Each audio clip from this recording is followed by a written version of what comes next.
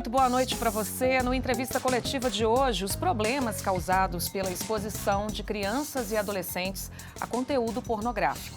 Nós convidamos para essa conversa o promotor de justiça e coordenador do Grupo de Atuação Especial de Combate aos Crimes Cibernéticos, Mauro Elovitch. Também estão comigo aqui no estúdio o comentarista de política, Orion Teixeira, e ainda o diretor de jornalismo da Band Minas, Murilo Rocha. Muito obrigada, doutor, pela participação aqui com a gente, por estar conosco aqui nesse tema que é tão árduo, tão difícil, Doutor, na sua opinião, com o avanço da internet, essas práticas têm se tornado mais frequentes, o que os números têm mostrado, não é isso? Sim, boa noite, obrigado pelo convite. Realmente, a internet ela trouxe muita coisa boa, muita facilidade para todos nós. Nós hoje em dia nos comunicamos, estudamos, compramos, nos relacionamos, jogamos, tudo pela internet. E como toda tecnologia, ela traz coisas boas se ela for bem utilizada, mas também pode trazer riscos. E, infelizmente, a gente tem visto que muitas crianças, muitos adolescentes, eles têm o acesso fácil à internet, mas eles não têm uma preparação, eles não têm um cuidado, às vezes, dos pais ou do próprio ambiente deles, de prepará-los para identificar riscos. Então, eles chegam lá muito expostos e acabam sendo vítimas de assédio, vítimas de coação ou mesmo de uma engenharia social para que eles acabem praticando algum tipo de ato libidinoso, mandando fotos, mandando vídeos, situações que vão causar danos para eles por toda a vida. Doutor, dentro desse contexto que a gente está falando de crimes cibernéticos e crimes cibernéticos envolvendo menores, alguns colégios, por exemplo, no Rio de Janeiro, até aqui em Belo Horizonte, o Colégio Santo Agostinho talvez tenha sido o primeiro, proibiram o uso de celular dentro da sala de aula. Como é que o senhor vê essa medida? É uma medida extrema? O senhor vê como uma medida necessária? Bom, eu não sou educador, eu não sei qual o impacto para o cognitivo da criança. Obviamente que distrai. Eu acho que, melhor do que isso, mais importante do que isso, é uma questão de educação digital. Os pais, os professores, o ambiente trazer para essas crianças, para esses adolescentes, ensinar um uso responsável, um uso ético, um uso cuidadoso da internet.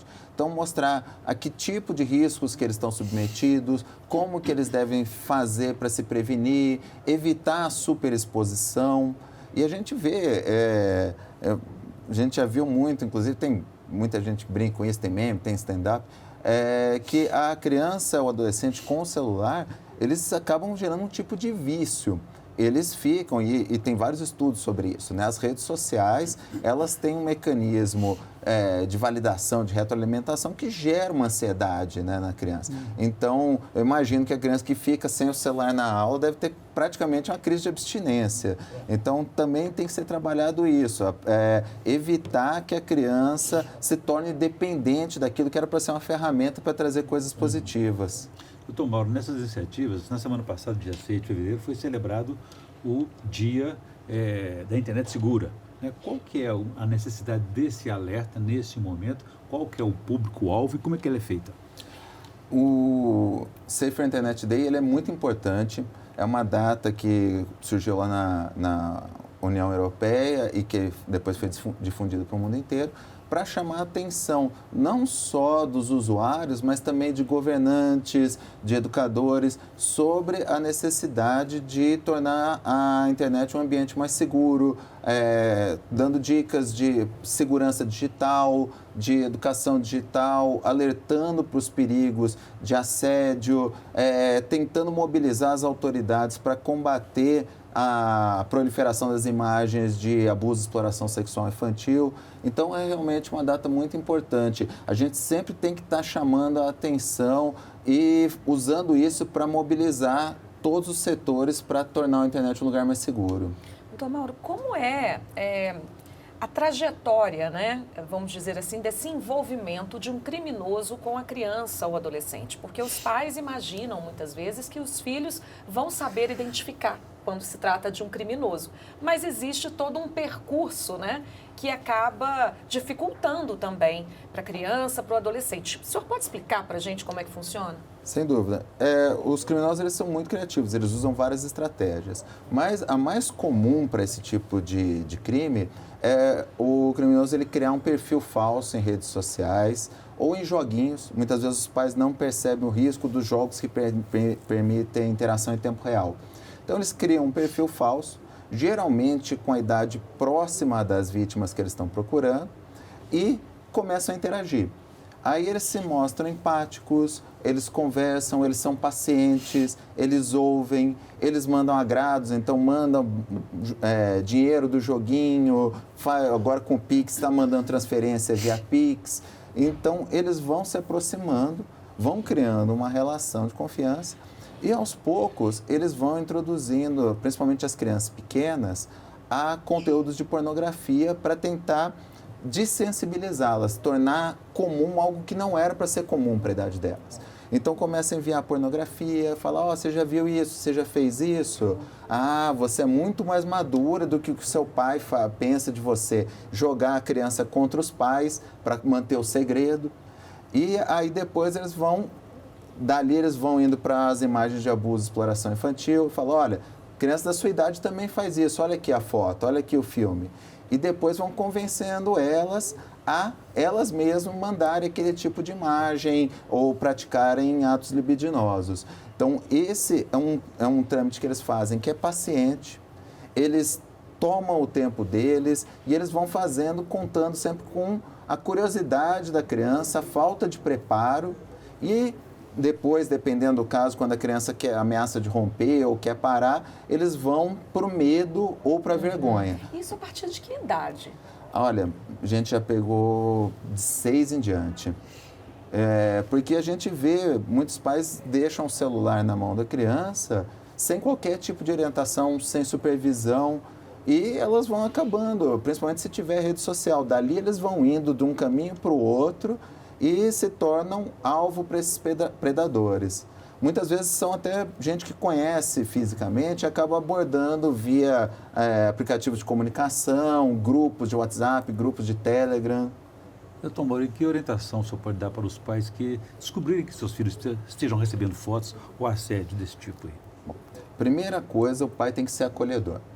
Se ele partir para a bronca, para a raiva, para a frustração, que os pais inevitavelmente vão sentir, eles vão acabar gerando um bloqueio naquela criança, naquela vítima.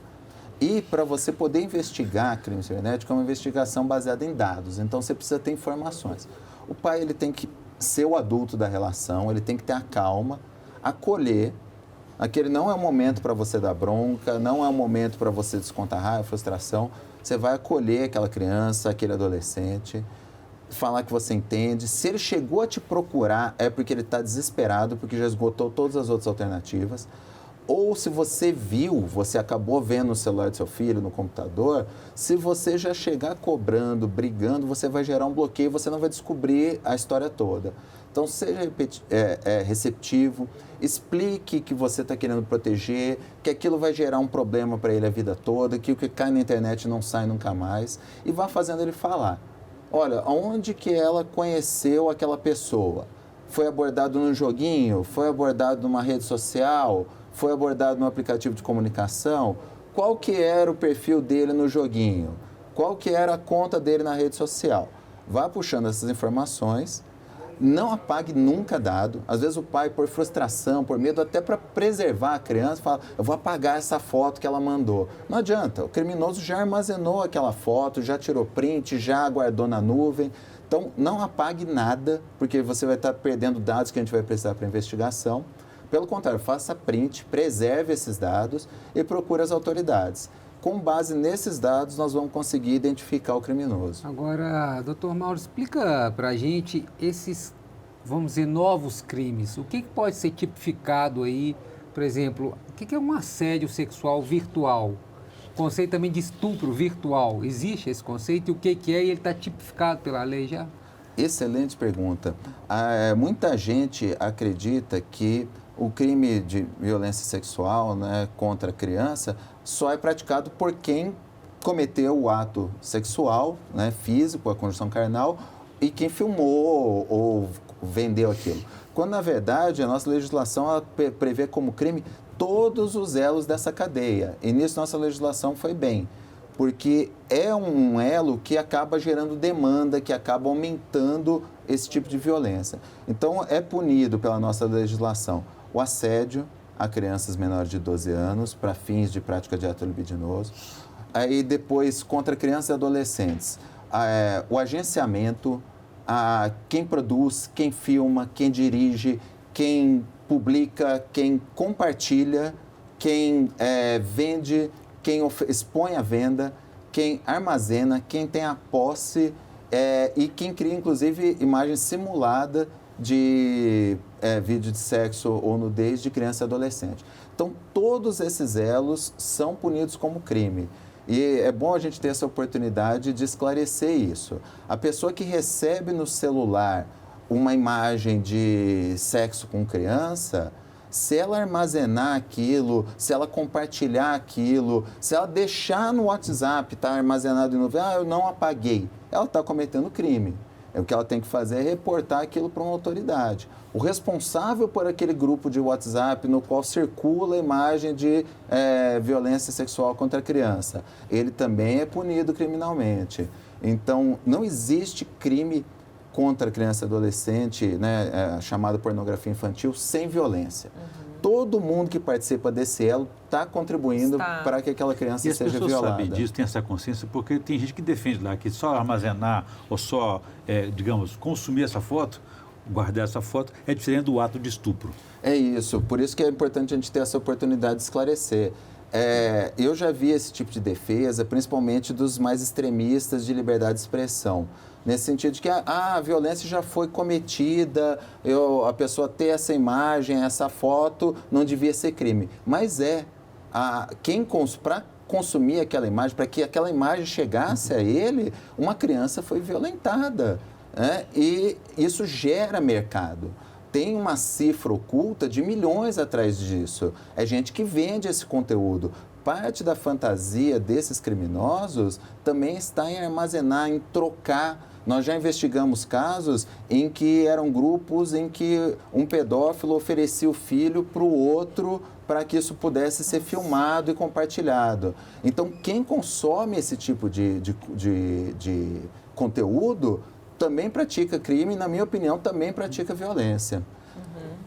Posso falar do estupro virtual, que você falou também? É interessante. O que seria o estupro virtual? Que conceito é esse? É um conceito novo e que faz todo sentido para a nossa legislação. Para a nossa legislação, pratica o estupro quem pratica ou a conjunção carnal, né, o sexo mesmo, ou outros atos libidinosos. Se for contra maior de 14 anos, mediante violência ou grave ameaça, né? Então você ameaçou, coagiu ou aplicou violência para cometer um ato libidinoso, você praticou estupro. E se for contra menor de 14 anos, mesmo que não tenha violência ou grave ameaça, né? Você praticou, já tem uma presunção de violência nisso daí. Aí, o que a nossa legislação, a nossa jurisprudência evoluiu com base na nossa legislação e a mudança da tecnologia? Evoluiu para o estupro virtual. O que seria o estupro virtual? É quando o criminoso, ele coage, ou ele ameaça, ou ele faz com uma criança menor, com um jovem menor de 14 anos, um ato libidinoso em meio virtual, em meio cibernético, à distância. Por quê? Porque a nossa legislação entende que o ato libidinoso ele é possível de ser praticado mesmo sem contato físico. Então, se o criminoso ameaçou alguém para que ela se masturbe ou para que ela pratique outro tipo de ato libidinoso, ainda que à distância, ele está cometendo estupro virtual. Ele está fazendo uma grave ameaça para que a pessoa pratique um ato libidinoso. Ou se for um menor de 14 anos, ele está explorando a falta de maturidade daquela pessoa para fazer que ela pratique um ato libidinoso. Então, também é considerado estupro. O senhor falou muito, né, sobre os pontos em que a nossa legislação acerta. Nós vamos fazer um pequeno intervalo e daqui a pouquinho nós vamos comentar aonde a legislação precisa, né, ser aprimorada. Já, já.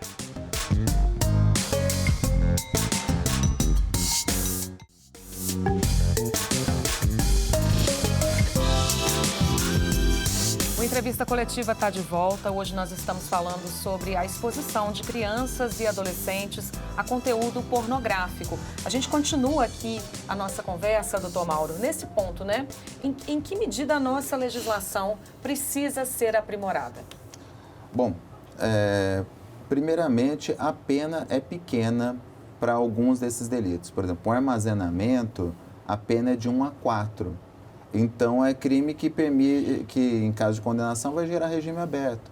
O pedófilo vai continuar praticando o crime em casa do mesmo jeito. Geralmente, esses crimes, na verdade, acabam sendo associados com outros, com estupro, com, às vezes, a transmissão, e aí a pena aumenta e a gente consegue dar uma punição razoável. A gente acredita que todos os crimes dessa cadeia deveriam ser considerados crimes hediondos. O armazenamento passou a ser crime hediondo em janeiro desse ano, mas, por exemplo, a venda não é. Então, a prática do ato em si mas a venda não é. Então, também deveria ser considerado crime hediondo, ter um recrudescimento no cumprimento da pena.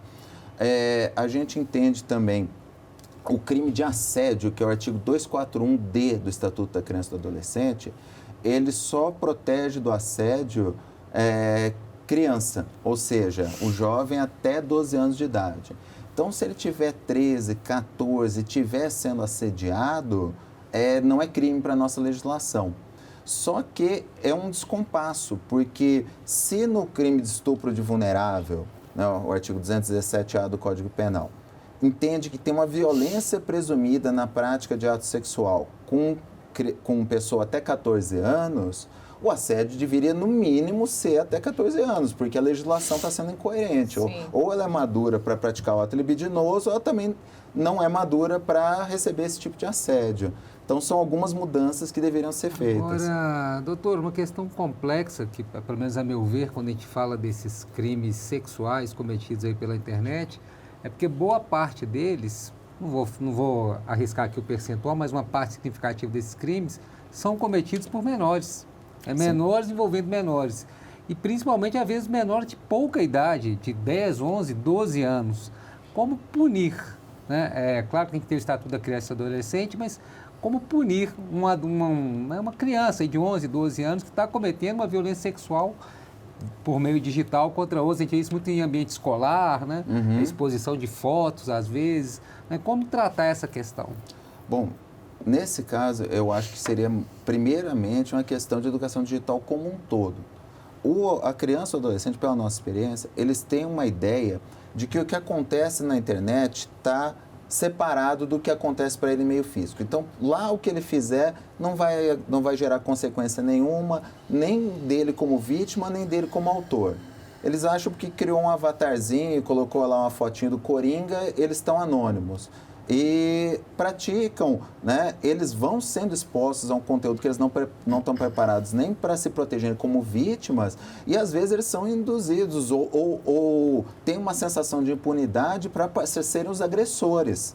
Então, é preciso uma questão realmente de educação, de monitoramento. O pai não pode simplesmente jogar um celular na mão de uma criança, de um adolescente e deixar ele sem monitoramento nenhum, sem acompanhamento, sem orientação.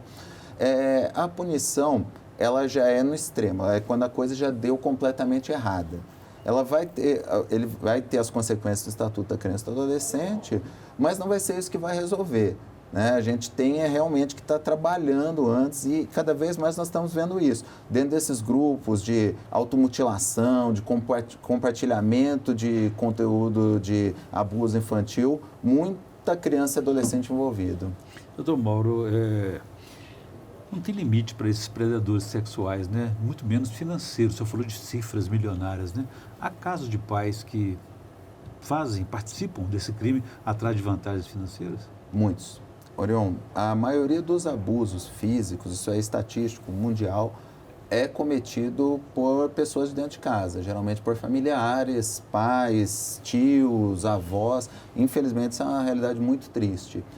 E, infelizmente, em vários casos que a gente atuou, a gente vê que o consumo do material de abuso e exploração sexual infantil gera uma demanda e esses criminosos, esses estupradores, pais, familiares, vão procurando grupos nos quais eles possam vender esse conteúdo. Às vezes fazem transmissão em tempo real, né? Fazem streaming do abuso, às vezes tiram as fotos e comercializam, às vezes eles comercializam sob demanda, eu quero que você faça isso, isso e aquilo com seu filho. Então, assim, é grotesco, isso aí é o pior da humanidade. E, de novo, eu reforço, né? Além dessa punição que deve ser extremamente pesada com esses pais, com esses familiares que participam fisicamente do ato, a gente tem que sufocar a demanda, a gente tem que punir quem está demandando esse tipo de conteúdo. Doutor, falando da questão da punição e tal, uma das dificuldades, eu queria que o senhor pontuasse isso, pelo menos para quem acompanha de fora, parece que é a identificação, né? A gente vê a chamada Dark Web, né?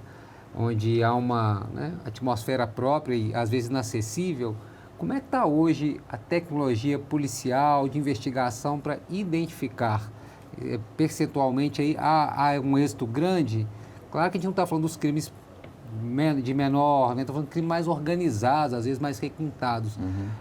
A polícia já consegue hoje ter acesso, identificar essas pessoas, ou ainda é muito difícil e muitos desses crimes são cometidos às vezes de fora do país, né? Sim, sim. É um crime transfronteiriço, isso aí é generalizado. Hoje em dia a gente tem técnicas boas de investigação, a gente tem um percentual razoavelmente bom de sucesso nesse tipo de investigação, mas é uma investigação que demanda tempo, é uma investigação que demanda dados. E a gente precisaria realmente de algumas melhorias na legislação. Por exemplo, na legislação americana, os provedores eles são obrigados a informar ao NCMEC se é identificado algum tipo de conteúdo de abuso sexual infantil dentro dos sistemas dele. Então, lá, a Google comunica diretamente, olha, baixou dentro de um armazenamento da Google, ele comunica diretamente para que as autoridades possam ser mobilizadas. Aqui no Brasil, a gente tem que tem que fazer o pedido de quebra de sigilo judicial, depois tem que oficiar para o provedor. Então, é todo um processo moroso. A gente precisa aprimorar a nossa legislação na investigação para que os próprios provedores já municiem as autoridades de informações para identificar e reprimir esse tipo de crime. Tomás, o senhor disse que acontece em muitos casos dentro de casa, né? Infelizmente, isso gera uma angústia muito grande, acredito que para o telespectador também. A que pontos nós podemos ficar atentos, né, com as crianças que estão ao nosso redor e como podemos fazer denúncias em caso de suspeita, né? Uhum. Sim. A gente tem que sempre estar atento aos sinais de mudança comportamental. Então, se a criança ou adolescente ele corre para esconder o celular quando alguém chega perto, é motivo de desconfiança. Se ele passa muito tempo no celular em períodos de madrugada, horários que ele devia estar dormindo, horários em que não tem movimento na casa, é um alerta. Mudança comportamental, a criança começa a ficar excessivamente quieta ou excessivamente agressiva de uma hora para outra, merece esse tipo de atenção. Então, a gente ter essas sutilezas e ter o monitoramento, né? Conversar, entender, os pais precisam entender o que a pessoa tem dentro do celular. Então, ele tem jogo, ele tem rede social, você tem que saber como aquilo funciona, que tipo de interação que permite, com quem que o seu filho está se relacionando, conversando dentro de cada um desses aplicativos. Esse é um bom caminho para você já prevenir ou descobrir eventual crime que já tenha sido cometido. E para denunciar, basta procurar uma delegacia de polícia, pode procurar o Ministério Público, sempre sem destruir provas e levando preferencialmente o terminal. Então, leva lá o celular, leva o computador para que a gente possa fazer a colheita da prova. Doutor Mauro, quais são os efeitos desse contato precoce das crianças e adolescentes com esses crimes, conteúdo sexual, né? Porque há o risco de normalização também de essas crianças vítimas desses crimes, no futuro também serem protagonistas e praticarem as mesmas coisas. Exatamente. Eu não sou psiquiatra, mas eu tenho lido muito isso porque afeta diretamente a nossa área. E realmente os estudos indicam que o contato precoce, sem que a criança esteja preparada e educada, orientada para ver a prática sexual como algo natural, entender o que é uma prática sexual saudável no tempo dela, né?